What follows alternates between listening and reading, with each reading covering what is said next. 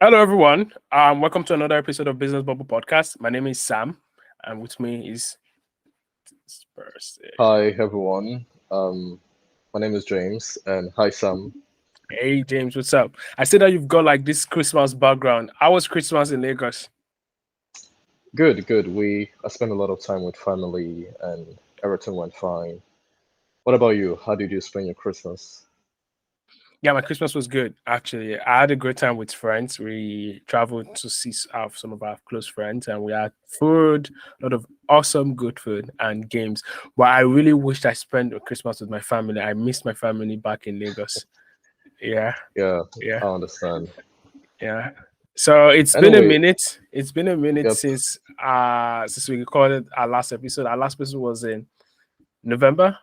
Yeah, November, I guess.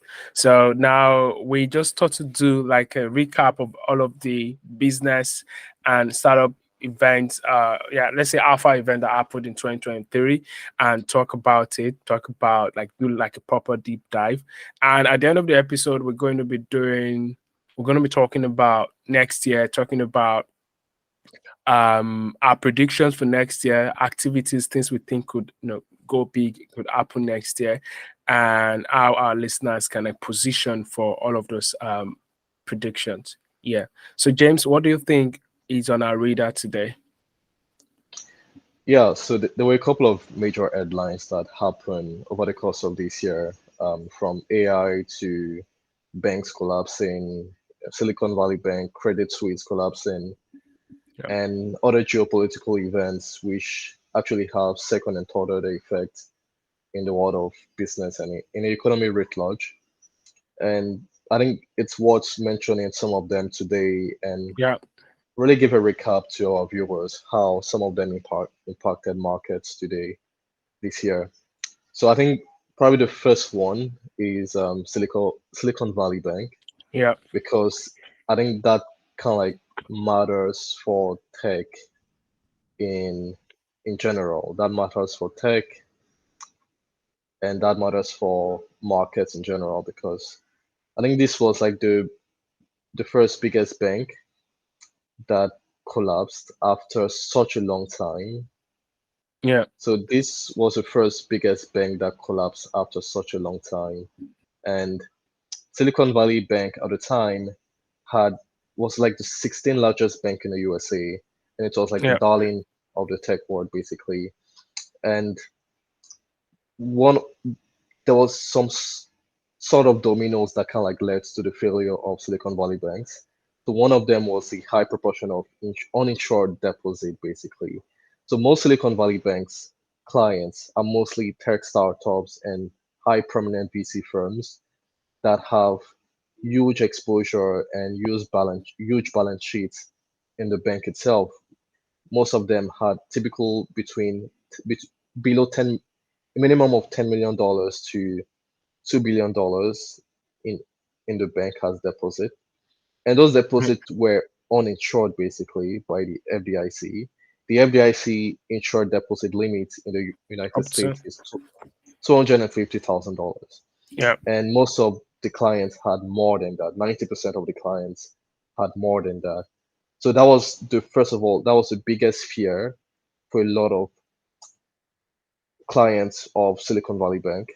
But one thing that even led to the bank exploding and that led to the bank run was the heavy investment in holds to maturity securities like Yeah. long-term bonds basically, and long-term treasury bonds, which which rose sharply in 2023, and the value of the bonds were interest rate rose sharply in 2023, and the value of these bonds plummeted, Yeah. leaving SVB Bank very vulnerable. Yeah. Um, yeah, that vulnerability led to the bank run because most clients were not FDIC insured, and that triggered a lot of panic in the global market. Yeah.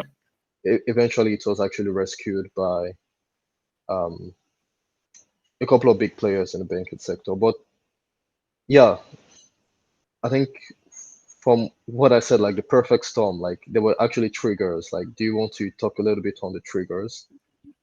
Yeah. So I think you've mentioned everything like that happened in terms of what caused the perfect storm, right? Talking about the high proportion of the uninsured deposit. FDIC only insured up to like 250K, and we've got many people raised their Series A, Series B, and then they put it on Silicon Valley Bank. In fact, Silicon Valley Bank also play in some VC space. They're invested in Yep. some startup companies as well as a VC, and they also help other VC like host their money, like keep money for VCs as well. So it means that they're not necessarily they're like a business bank, right? Even though it's a regional bank, they're like a business, they're a business bank. I think the trigger, like you mentioned, was the rising interest rate. So, the interest rate was like it didn't happen at once, right? It was rising 5 basis points, 10 basis points, 5 basis point, zero, it just keeps increasing like bits by Yep. bits. And that was like a increasing momentum, a shifting momentum on the pressure that was already on Silicon Valley Bank. And another thing is the rumors of financial troubles. Not even Silicon Valley Bank wasn't the only bank affected by the Yep. bank run. There was First Republic. Even in Europe here, we've got Credit Suisse, and even other banks were like it caused almost a cataclysmic event, right? Because almost everybody was thinking, oh, what bank is next, or what bank is going to go next. So it's like a rumor that was in the market at that point, because a lot of banks were, they didn't put their risk ratio, like risk credit ratio Yep. properly to understand that, oh, if you have this number of um bonds, you also have to balance it out with this number of but who would have guessed, or who would have Yeah, who thought, would have guessed? right? Yeah. Yeah, so I think that was the trigger, the rumor majorly, and also the rising interest rate. Yeah, so what about talking about the bank run itself? So the bank run was like an event. So it's something that's popular in crypto, right? Because I play Yep. in Web3 space a lot. So I've seen a lot of bank run in Web3 space. But this is institutional, traditional banking, right? And we're Yeah. seeing a Sure. case of a bank run. So how do you think the bank run, what do you think the bank, because a lot of rumors, right? Some people were saying, oh, maybe the bank run was even like inspired, or the rumor started from I don't want to peddle rumors. I don't want to peddle rumors on our podcast. But at that time, some people were saying that, oh, maybe their competitors were the one peddling the rumors. The likes of I don't want to mention names, but yeah. So what do you think about the bank run? Like talking about the how it happened and how a bank run can, crumble a bank with like Silicon Valley Bank. Yeah. Yeah, like so this is like one of the first bank runs in really more than a decade or in Yeah. years. And I think this is like the first bank run in the social media era. And that Sure. bank run was actually powered by Twitter and other social media. And Yeah.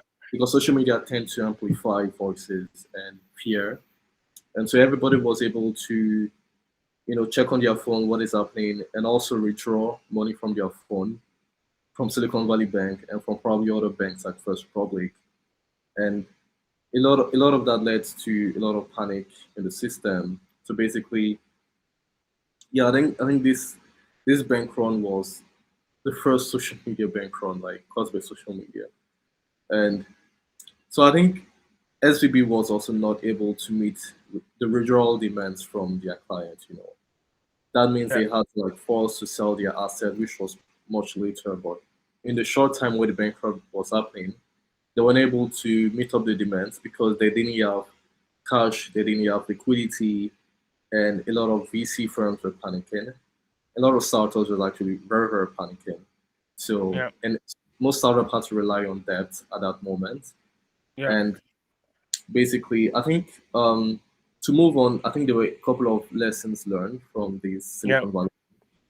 I think one of it is the dangers of over reliance on uninsured deposits.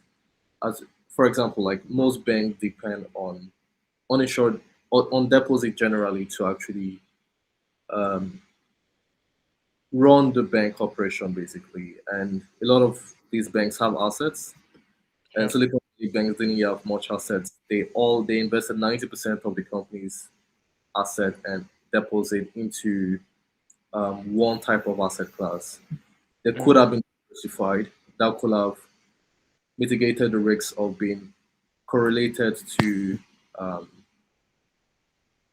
this investment portfolio, but their investment portfolio wasn't diversified. It was just on one investment, basically. Yeah.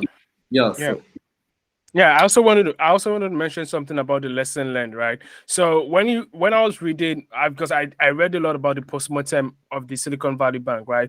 It wasn't that they didn't have assets, right? Yeah. Right? It's not like they didn't have assets. It's not that they didn't have the money, right? It's just that they were like over, the risk wasn't balanced, right? They were over capitalized in a particular asset, and they couldn't balance it out in cash, so they didn't have enough cash, because at the time they wanted to raise, I think, $2.2 billion, right, to be able to meet the capital requirement, like cash requirement, but they couldn't raise that money. If they were able to raise the money, they would have, they wouldn't have been a bank run. And the issue here is that I think the regulation, everyone had the role here, right? The people that started the bank run, even the regulators, right? Even the Federal Reserve itself, right? Because the Federal Reserve, require them to have a percentage of their market cap, or a percentage of the deposit in government bonds, right? A percentage of the deposit with other regulatory bodies. So if you're asking me to have a percentage of my deposit in government bond, right? And now we have higher cost of borrowing. It means that older bonds are no longer sexy. Older bonds are no longer interesting to buy, right? So they can't sell. If they are selling their bonds at that time without reaching the strike price, or without reaching the full length of the bond capitulation, right? It means that they're going to be selling at a loss, sorry, because the premium, there won't be premium on that, because they're only selling at a loss, because now they're newer.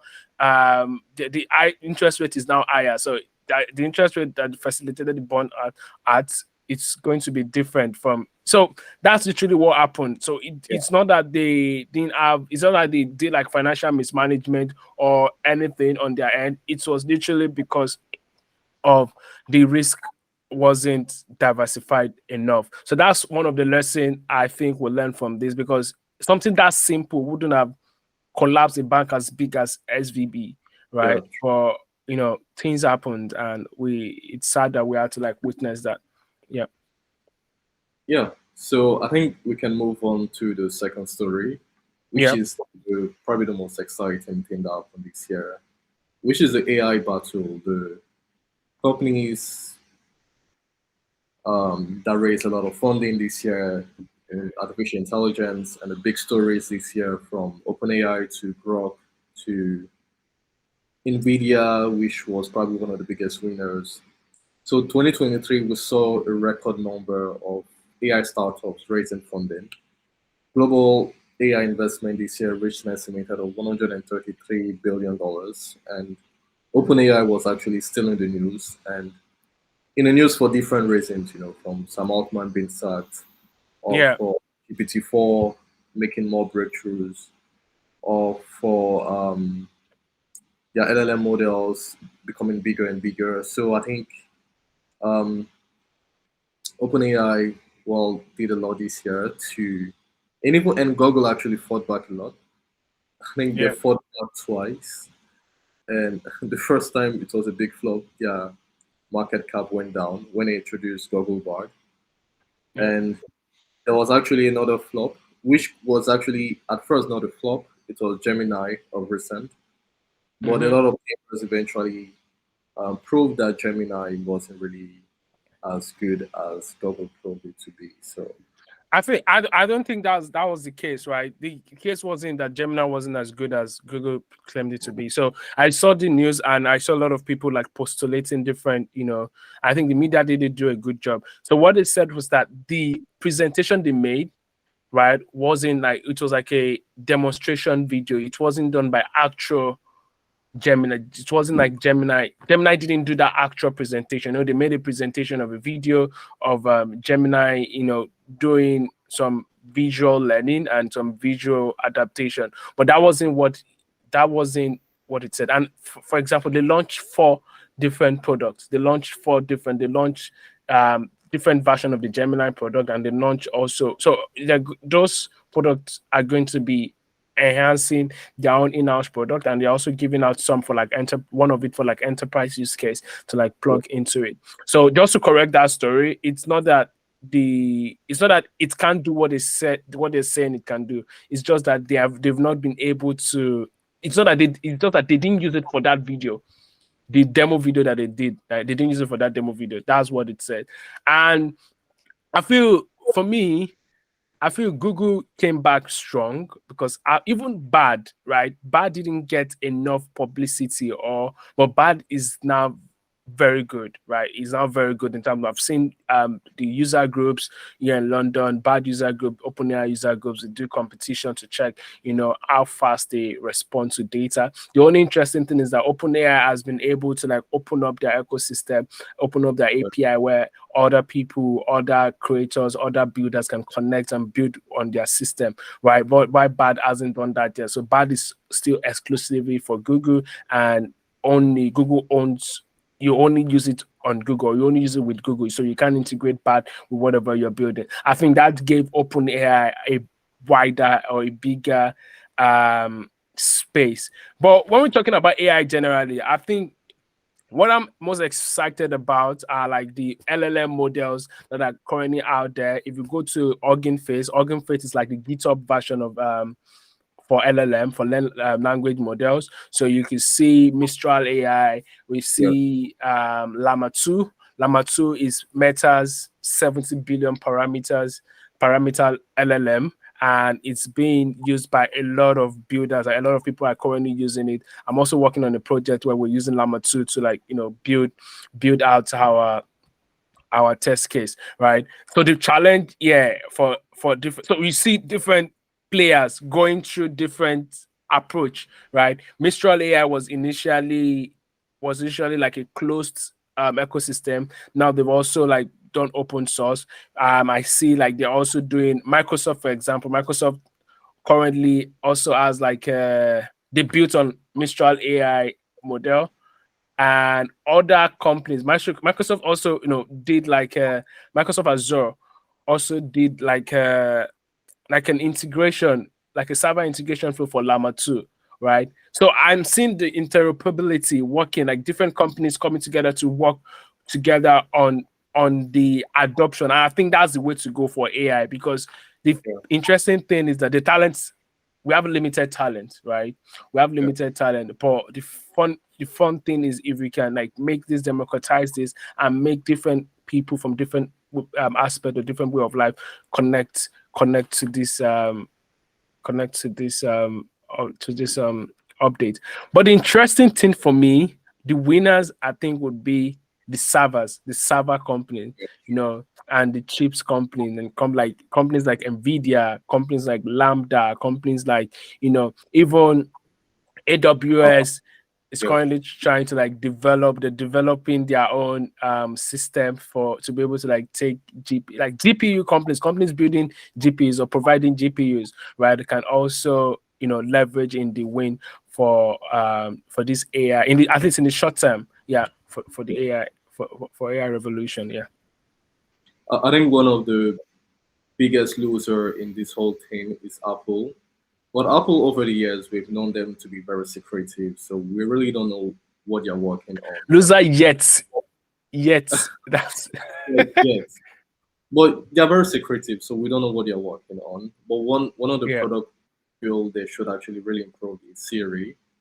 And Siri has been this expectation of artificial intelligence for many years, and it has under-delivered all the time.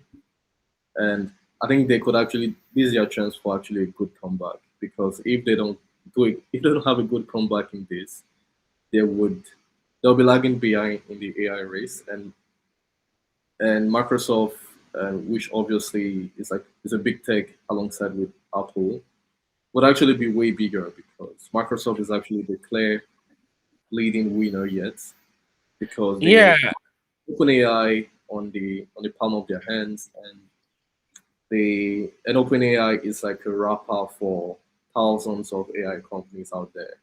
So Yeah, Microsoft itself is the biggest AI company right now.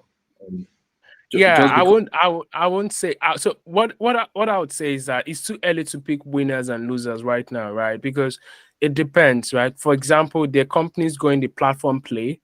There are yeah, companies going the OS play. There's companies going to the platform play. For example, Microsoft is trying to like do the platform play. OpenAI is trying to do platform play.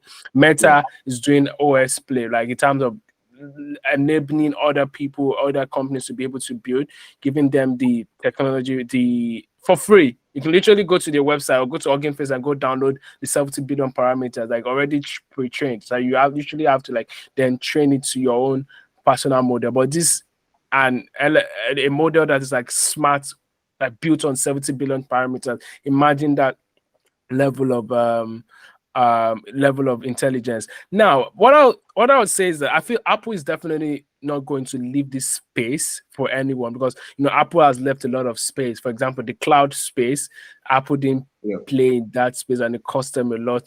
There are a lot of other spaces like that, right? Maybe business messaging, yeah, that everyone's struggling for.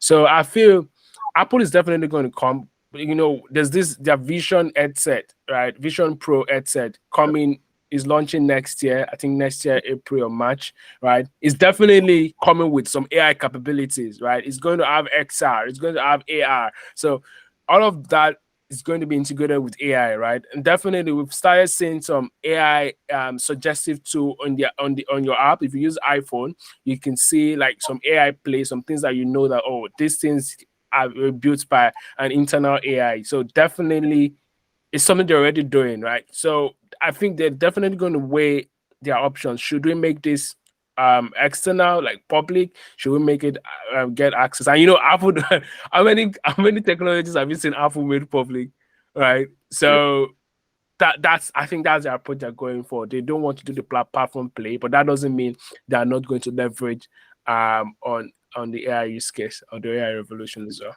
Yeah, but I think they are clear winners in other spaces. For example, the space Yeah, of generative text AI. There are two clear winners right now. There's ChatGPT from OpenAI. There's Google Bard, and but for other verticals in AI, for photo, for biotech, for medicine, or for different other fields, we haven't seen the major winners yet. And I think one of the space that I think a lot of people are not really paying attention is actually hardware. And I think this is where Sam Altman is partnering with former Apple chief design Johnny Hive to kind of like launch a new hardware. And I think yeah, Apple is not sleeping on that. And other hardware makers, Samsung, Xiaomi, they're also not sleeping on that. So there's clearly a huge opportunity in hardware, connecting hardware and AI together. And some people are yeah, trying to do with like there's this company called Humane. I think we should write an article on. They're trying to do like a device on your yeah, chest. yeah, So yeah, I think these are like example of like hardwares coming up, yeah. and there will be more from like headsets, VR glasses, earpods, iWatch, stuff like that. So we Yeah, haven't seen much. definitely. Yeah. So Definitely. I think it should be part of our 2024 prediction. Like this is something that would definitely, transform the way we see the world. And I'm happy that is happening in my lifetime, right? So if you go, there's this website called AI for that. There's an AI for that, or there's AI for that. If you go to the website, you see thousands of use cases, thousands of companies building, like that's indie hackers, like building different use cases for AI. Just search the use case, it's already there, right? Maybe the product might not be advanced or the product might not be that great, but it's already there. So it made me feel like there's hope, and like a lot of people are building amazing stuff, and it's just a yeah, matter of time before some of these products like come to life. Yeah. yeah. Do you know who is the biggest loser in all of this? I think it's Or the European Union the because the European Union.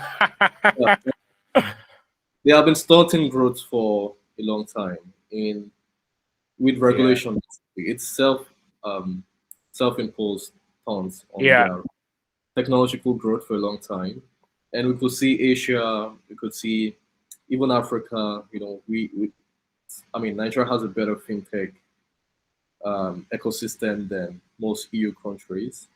And we Yeah. could see other Asian countries making a lot of progress, making a lot of leaps on technology, basically. And innovation and technology is like the major growth driver in the 21st century. And if you don't have a workforce that are building, you won't have an economy that is growing.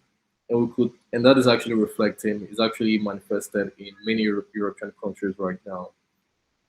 Eastern Europe is dead in the sense of the economy. Yeah. Other European countries are also not doing well in the sense of the economy. Um, and it's not really helping them, but they are still bringing new regulations again and again. So I think they are the I biggest agree. reason. 100%, 100%, 100% I agree. And it's so insane. And I feel, you understand how this is what is going to play. This is going to play like I don't know if to call it a disenfranchisement of, of the EU system, like from other technology or innovation. It's going to create a barrier, sort of, right? Because right now, we now have, since Brexit happened in the UK, we now have three regulatory commission, like three major regulatory commission. If you're building a company, you have the the US regulatory commission, you've got the EU, then we've got the UK regulatory commission. I don't know, you might want to talk about Australia or other countries or in Asia, but they don't have enough, they don't have strong power, or they don't restrict technology or innovation like EU does. So for example, we could see the Activision Microsoft acquisition, right? That was already approved in the US, was approved in the EU, then the UK CMA consumer had an issue with it, consumer agency had an issue with it. Then they had to go through a lot of court processes, a lot of before they could get an approval eventually. But you could see the Figma deal that was cancelled, that was cut off, right? It was literally because of EU and UK regulatory bodies. They were the one that was against it. And instead of going through hundred of months and paying extra money of legal battles, of appealing cases and all of that, they just decided to opt out of the deal. So I'm seeing situations where companies would prefer to remain in the US and expand to other countries. Maybe by the time economies start getting better, expanding to Africa, expanding to South America, expanding to Australia, and having their EU expansion as a last set of expansion they get into. And we're going to be seeing a lot of that in the AI space. So you already see what is happening, right? We've got semiconductor companies, and we've got chips companies in Taiwan, in China, in Hong Kong, and Singapore, right? So it's easy to connect Asia and and the US on this AI transformation journey, especially in the hardware space, right? But I'm seeing like an opportunity, like I'm seeing where if companies are getting a lot of pushback from the EU, they might just leapfrog the EU. They might just leapfrog the EU and just go to Asia to set up their companies, or go to the US to set up or Canada. Yeah. Yeah, that is like well said, and it will really have a second order effect on the European economy, including the UK. And like I think they might have to pause on regulations and be more forward towards innovation. I think that's the only way out for them, because when we talk about tech unicorns or big tech companies in the UK or in the EU, you can really mention one. You can mention Spotify and and these are like the two big companies you could mention of. So it's really really not so great for the tech talents there, because the tech talent there would obviously start leaving, which they've been doing for years. They would leave to better places like the USA and Canada and Asia, China. So yeah, I think that's it. We could actually, I think one of the major stories that happened again this year was like quantum computing. And Yes. I'm not an expert in quantum computing, but there was like a major headline this year. Yeah. And let me No. try and put it on the screen. Yeah. Everyone thought we're going to like we're going to like start seeing flying cars and ultra speed, ultra fast uh trains, and we'll be able to travel from US to Tokyo in 45 minutes with super conductors. Yeah. No, are you there? Yes, yes, I'm here. Yeah, I'm actually talking of quantum computing. I know there was like a superconductor um, breakthrough that Bubble. happened. Okay. But there's also quantum computing, which which is actually about like new ways of processing and storing information, Yeah. and it's actually a technological leap that is expected to bring us and computers, and there's actually to bring computers capable of operating at trillion times more quickly and faster than traditional processors available today. It could change the whole semiconductor and processing landscape of really all applications on Earth. But the potential dangers of quantum computing is that it could render our current encryption practices very useless. So any nation that develops quantum computing at scale could actually break encryption of other nations or businesses or, and other security apparatus, basically. So I think it's a trend to watch out for, not just in 2024, but also for the years to come. But Mm. it's a technology that might never be in the hands of individuals and single bad actors individuals. It could be in the hands of single bad actors countries, but not in the hands of single bad individuals, basically. So IBM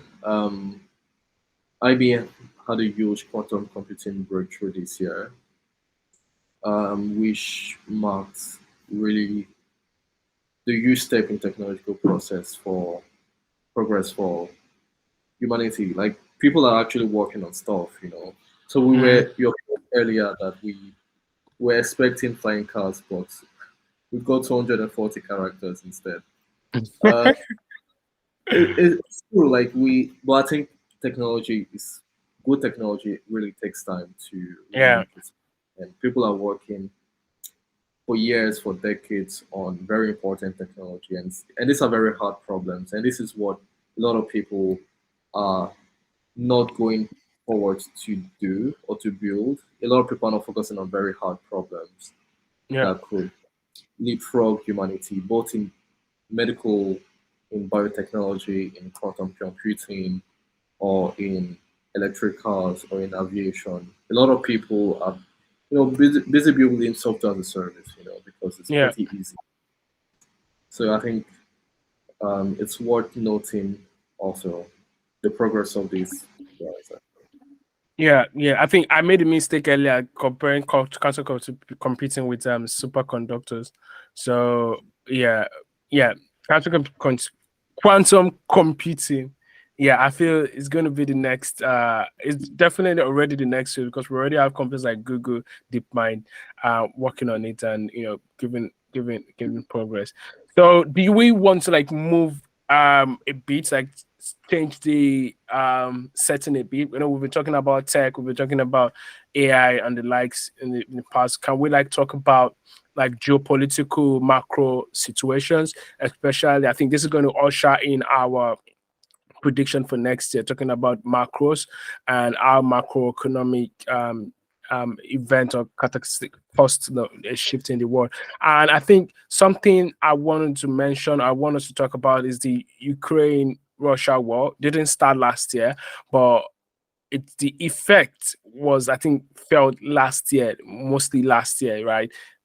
It's felt this year, actually. Sorry, I said I'm already using this.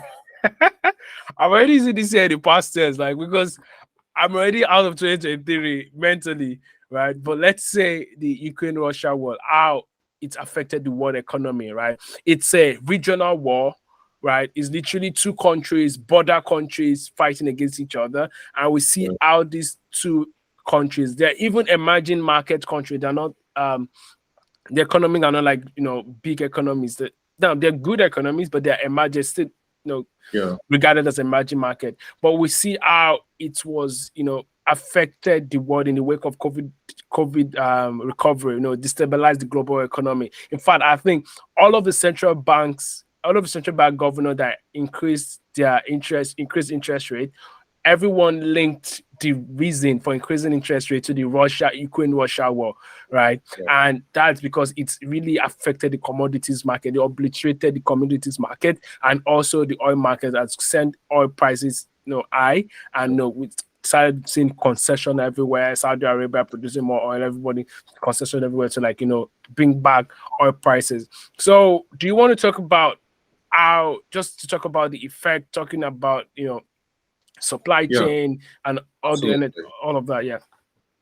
Yeah, so there were, worth noting, there are a lot of countries that were depending on Russia and also Ukraine, and that is like a large part of the world. So 40% of Europe energy was coming from Russia, and about 40 to 50% of the world's fertilizer and agriculture was coming from both Russia and Ukraine, which oil and agriculture are huge commodities and some of the biggest commodities in the commodity market. And it affected a lot of countries, especially in EU, in the Middle East, and also majorly in Africa, which we thought was actually the food basket of the world, but it happened to be Ukraine, and it happened to be Russia with fertilizers. So the price of a lot of things went up. Oil went up a couple of times. Fertilizers went up a couple of times. Agricultural wheat went up a couple of times, and which actually disrupted supply chains because both Russia and Ukraine were able to send out as much fertilizer or wheat or other food product that they produce as much as possible because Russia was banned, they had sanctions, and Ukraine was impeded by Russia to send out cargoes, and nobody was actually working on these farms anymore. So I think there was a huge oil shock, which was actually contained by a couple of Middle East countries. Um, there was a rising price in fertilizers. There was a rising price in wheat, corn, nickel, other metals like that Russia actually produces, like steel, nickel. So I think some of these sanctions also didn't really help the other part of the world, but it was needful to contain Russia. But to be honest, this war could have been like stopped a couple of times because the Russia and Ukraine, both parties, they had like many agreements and many meetups that they could have actually stopped the war. But I mean, a couple of times there were other parties, which I don't want to mention names, but there were other parties that were like, you know what, we have to continue this war. And the USA kept sending they kept sending many ammunitions and a lot of money to Ukraine still, um, which got a lot of criticism back in the USA and got a lot of criticism back um, in Ukraine because a lot of Ukrainians they didn't wanted this war to continue, but they were receiving their politicians were being empowered to continue the war basically. One of the again, a lot of people are not also noticing something in the oil market, but the second biggest producer of oil of 2023 was actually the United States, and that was actually because of the Russian invasion. Basically, the United States was like, okay, wake up, we need to start producing more oil. So 2023 was actually the second biggest oil producer this year was the United States. At the point, they were like the first biggest producers of oil this year. So inflation concerns, that led to inflation in Europe because energy price went up. So everything connected to energy, which is the whole economy, the function, had to go up also. So prices of everything had to go up also. So I think these were the second and third order effects in Europe concerning the Russia-Ukraine crisis. And the other effects was, Africa, Middle East, Sri Lanka. They didn't get as much fertilizers as they wanted. I think this is actually one of the biggest stories this year. I think the other big story this year is another war happening.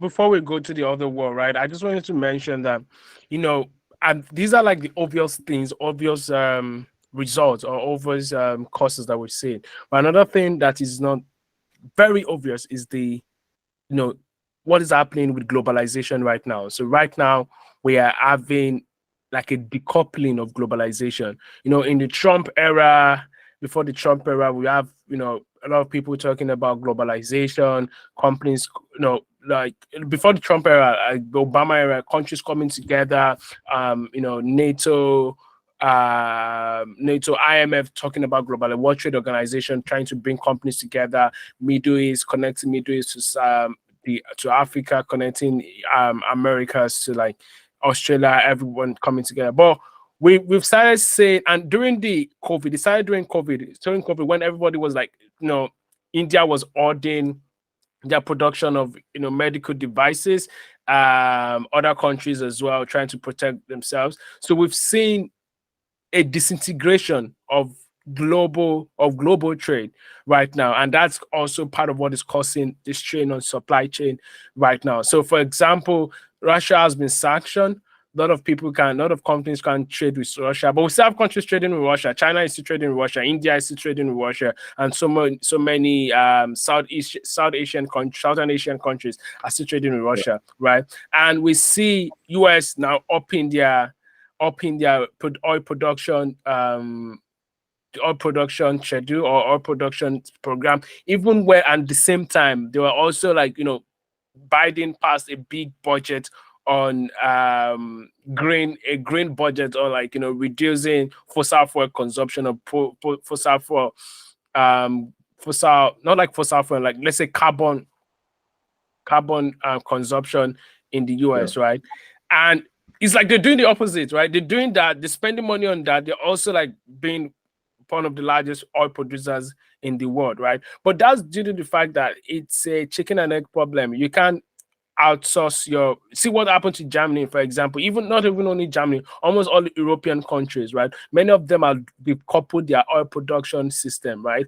And or even Germany refusing to do any nuclear program, right?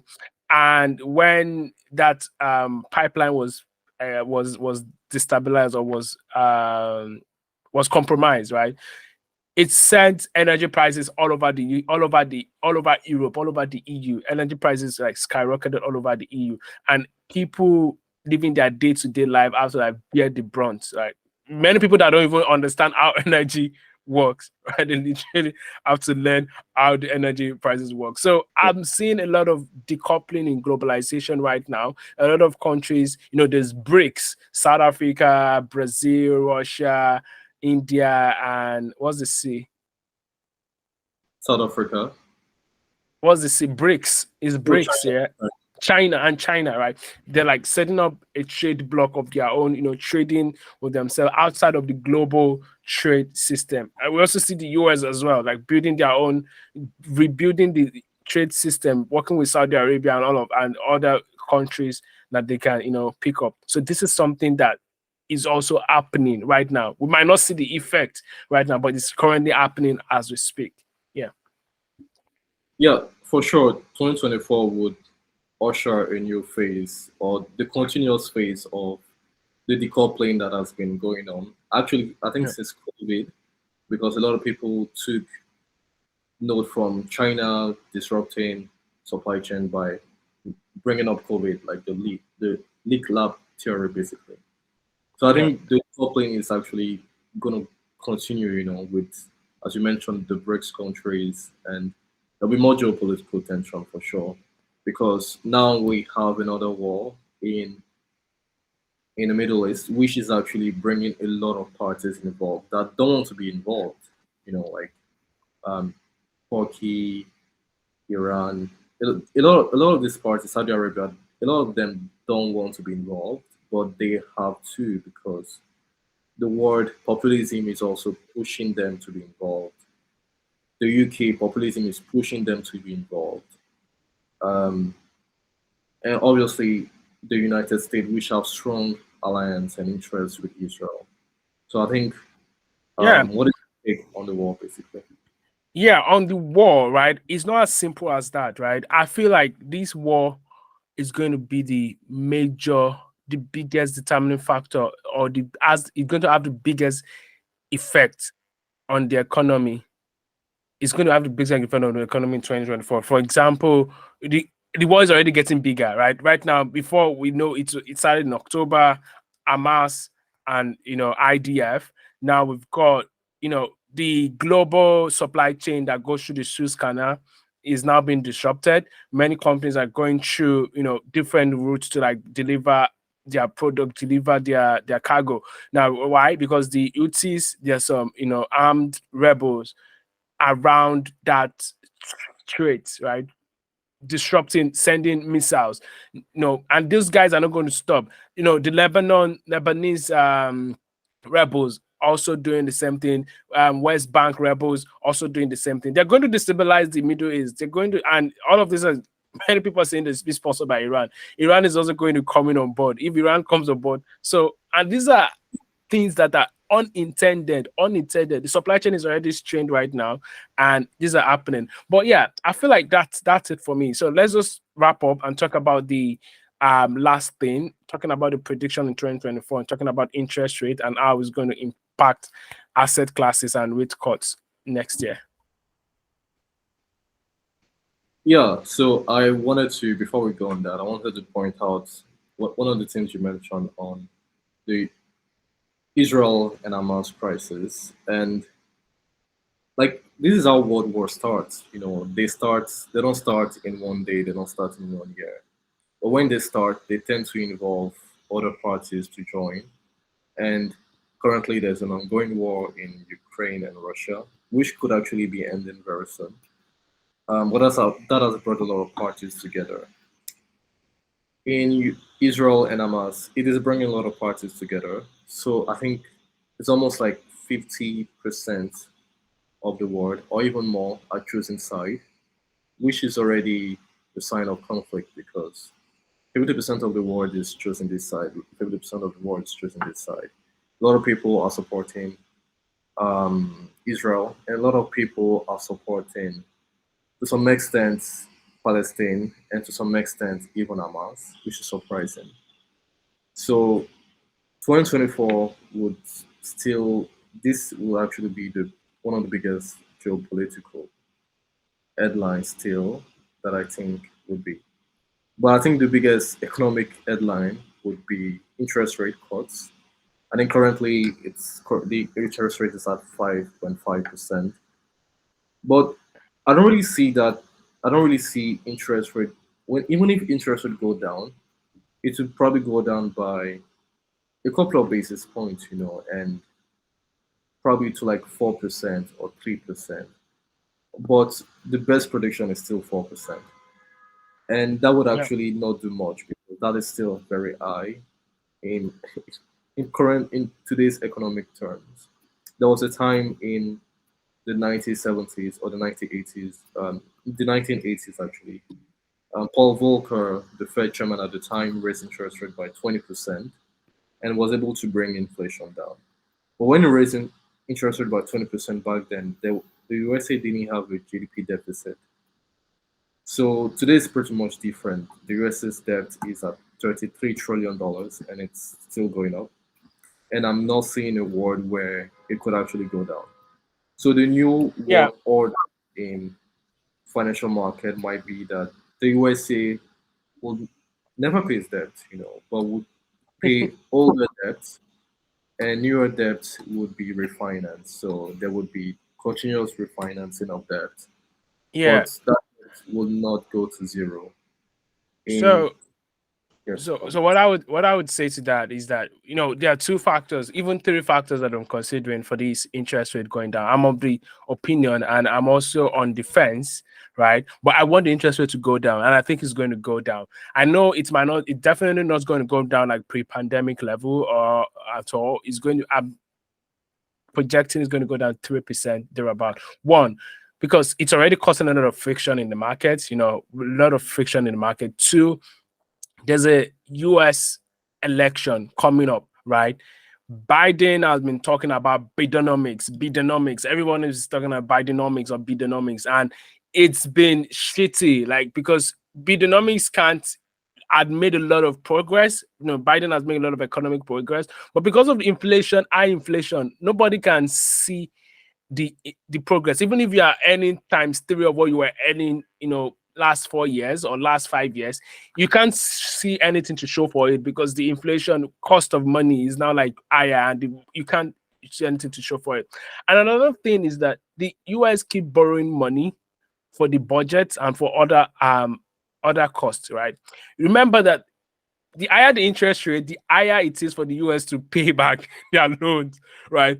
And the US wouldn't want to keep paying loans on a premium, because look at this, it's only making rich people getting richer. It's not even the government that is getting richer, right? Because people that are able to afford to buy the government bond, the newer bond, are the ones that are going to get richer. People that are able to like buy, pay loan people or credit people that have the money to pay credit, pay people credit, give credit. Those are the people that are making the money, not even the government, right? So it's already creating this inequality, wealth inequality in the system. And yeah, and is leading to a recession. That's going to lead to a recession when people, because yeah, it's a cycle. All of the people that have made money from high interest rate this year up until next year, that's enough.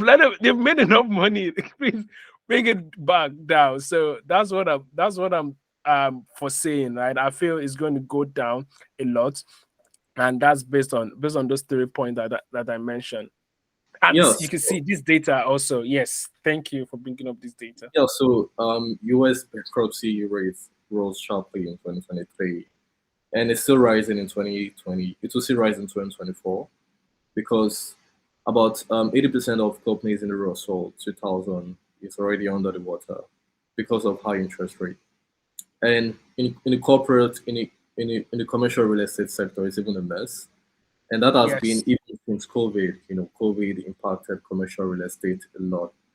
And now with higher interest rates and with the work from home trend, a lot of people, a lot of companies are not renting offices as much as before. So it has, like not just this is U.S. business bankruptcy rate, but there are Yes. other, there is In the there's EU EU, yes. rate also has risen even higher than that of the USA. And And this, you can see the industry. You see that it's not like industry specific. Last year, for yeah, example, it was like tech companies specific, but now it's like across different industries, yeah, right? across, Across different industry driving the economy. yeah. So I think this is a big signal for the Fed and the other central banks in other countries to reduce interest rate. They will have to do that. The fear is, would inflation go back up if interest rate gets reduced? Because the USA, like you mentioned, the Fed doesn't want to interfere with the elections coming up with keeping interest rate that high. So they will probably want to balance interest rate environment for market to function normally next year. But the problem is, would inflation go back up before the election? Because that will have other impacts on the election. So the Fed is actually at a crossroad, either to reduce interest rate or to let interest rate remain higher for longer. And that has been their stance for the past 2 months. On their stance for the past 2 months on next year interest rate environment, they're saying that it will be higher for longer and there might not be a cut. But we all know there will be some interest rate cuts. But like I said, it might not be that huge of a cut, because normally historically when the Fed start cutting interest rate, they cut deeply, so they cut a lot, but they tend to increase interest rate little by little. But in 2022 and 2023, they increased interest rate really, really faster compared to the previous years. And it's, I don't know if they would reduce interest rate as much as faster as they increased it this year, despite the elections coming. Yeah, I feel what I believe is going to be like a divergent point. Like it doesn't, every country won't have to like follow the US lead, right? In this time, like 2023, a lot of countries, every country like literally increase their interest rate, almost every country, right? But in 2024, we're going to see a lot of different divergent based on different internal reasons, right? So, for example, I'm seeing a data that says that 40% of the world population is going to be doing an election next year. Yeah. So the US, UK, India, Indonesia, Russia, Iran, Taiwan, Israel, South Africa, Mexico, Brazil, and even the EU Parliament, right? So they're going to be like a lot of elections next year. And they're going to be, a lot of people are going to be holding their electorate, or they're going to be holding their people that are going to be putting into office. They're going to be holding them accountable for a lot of things, right? So if there's any unpopular candidate that is bringing this message of prosperity in this time of hardship, because we're going in a time of hardship, right?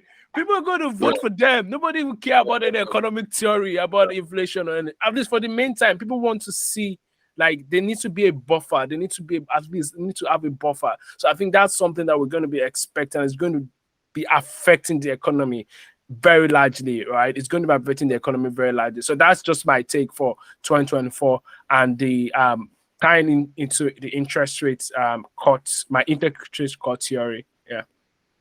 Yeah, so I think we can, like you mentioned, 40% of the world's populations is going to have some of elections next year, and it'll be critical decisions for every central banks next year to cut down interest rate. Because to some extent they'll have closer political ties with the party in power, and that could actually affect how they decrease interest rate next year, which is my prediction. So next year might be good for equity markets in general. There might be some sort of recessions early, but recessions might mean that it's actually a good buying opportunities for more institutional investors. So the market might eventually do even better next year compared to 2023. Okay. Yeah, I agree. I agree about the equities market. In fact, we need a recession very bad, because we need a good recession to reconfigure the market, and so everybody can start buying in, like buying low, buying. Look at people that bought Apple when Apple was like very low, bought Microsoft when Microsoft were very low. They're like millionaires right now. So we need a recession real bad to get that. So thank you everyone for listening to this episode of Business Bubble Podcast. I think we've stretched this podcast, this episode a lot, but I think we've been able to cover all of the topics, all of the interesting topics we wanted to cover. So thank you, everyone. You definitely, I think this episode is going to be like a reference episode where people are going to say, "Oh, you guys said this thing last year. Was it true? Did it come to pass?" Well, based on the data we have on ground, like all of the information we've shared, all of the information we reset, that's what made us come to the conclusion that we came to today. So thank you, everyone, for listening, and catch you in the next episode. On the next episode, Goodbye, Sam. Bye. Bye, James.